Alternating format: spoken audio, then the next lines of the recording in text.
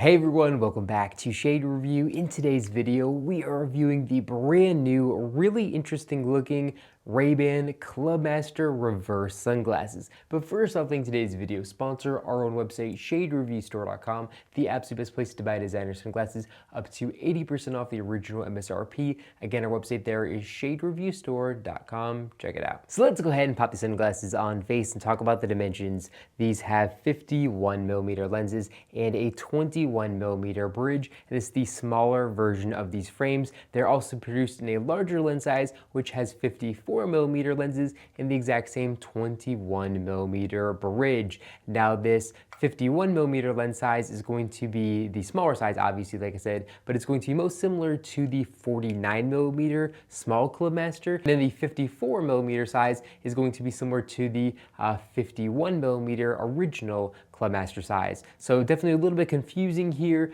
but basically there's a small and a large size, and if you like the smaller Clubmasters, you're going to want to get these 51mm lens size for the Clubmaster. This reverse series from Ray-Ban is really interesting. The styles definitely look really cool and very bold, but they definitely lack the practicality as an original pair of frames. So here, if we take a look at the side, we can see it is a reverse of what a traditional sunglass lens would normally be. And I get into this more in my Ray-Ban Aviator reverse video if you want to really know my full thoughts of the reverse series. But in short, the Ray-Ban reverse series is more about fashion and style and looks over practicality, because they're not really practical at all. So as far as coverage from the sun goes, we can see there is a massive gap to let sunlight in unprotected here up top. And then here on the sides, again, there is a massive gap that does let sunlight in unprotected. Now they do have a very nice and premium anti-reflective material on the backside of all the lenses, which is really going to help reduce sunlight coming in, bouncing off the lens, which is very important with a pair of frames that has such bad coverage of these. But still, you're definitely going to find yourself kind of squinting when the sunlight is coming in at that angle, unprotected, which is definitely annoying and unfortunate, and again, makes these frames more about style and fashion than anything else other than that.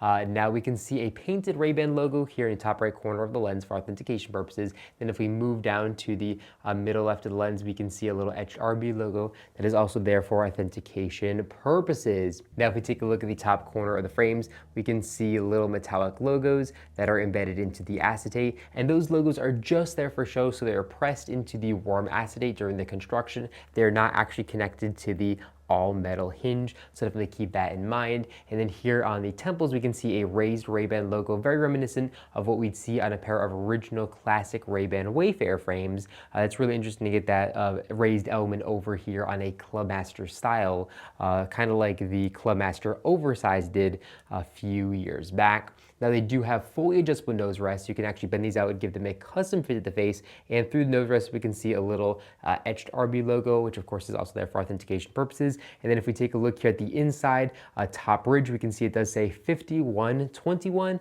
course, that stands for the lens size and the bridge width. If you got the larger size, it would say 5421.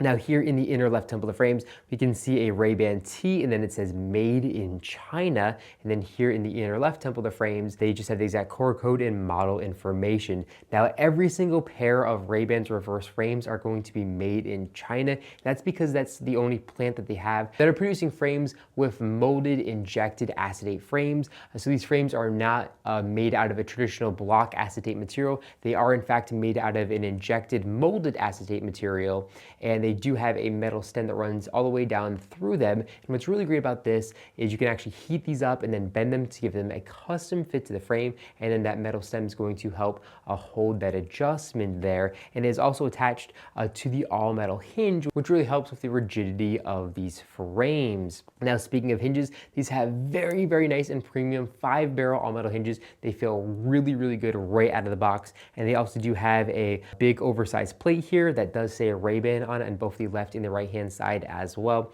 So just another little touch here, but definitely a very strong and oversized hinge, which is also really nice to see.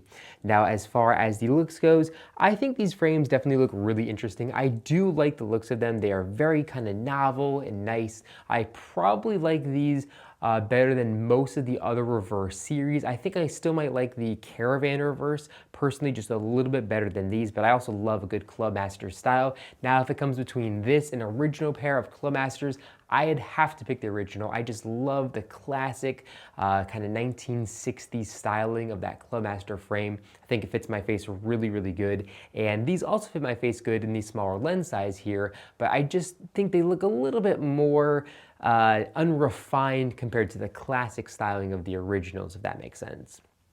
So definitely a fun frame, definitely really interesting and bold styling. It's going to make you stand out when you're wearing this pair of frames. Now, like I said, these frames do have fully adjustable nose rests. So because of this, you can actually adjust these, of course, custom to your face. And my eyelashes are not going to touch the lenses. So even pushing them back all the way, I still can't get my eyelashes to touch the lenses. And that was just simply not the case with some of their other styles. I really hated that with the Aviator reverse, which of course I could have just worn not fully back to my eyebrows. But then of course those frames would have even worse coverage than they already had.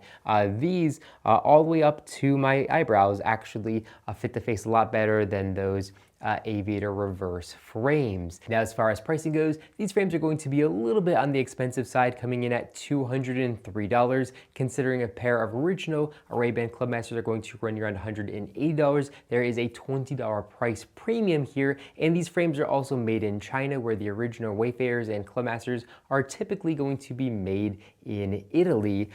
So it's definitely a lot cheaper for Ray-Ban to produce these frames. And then also with this injected molded acetate material, it's just a cheaper process to make a pair of frames. Basically, all the money I think is going with the lens technology, because these lenses are a lot harder to make than a traditional lens, and they had to spend all the money to retool their devices to be able to even make these lenses in the first place. Ray-Ban has to kind of make that money back somehow, so they're definitely a little bit on the overpriced side of things, but still you're going to pay for that kind of novelty with this really interesting looking pair of frame. Overall, they are really a decent pair of sunglasses as far as the styling goes and as far as the looks goes, but you know, not practical at all, and definitely on the more expensive side. So personally, these frames are not for me. I really don't wear any of the reverse series often at all. But if you like these, I definitely understand why. I do get the appeal of wearing something completely interesting and completely novel that nobody else is really seeing.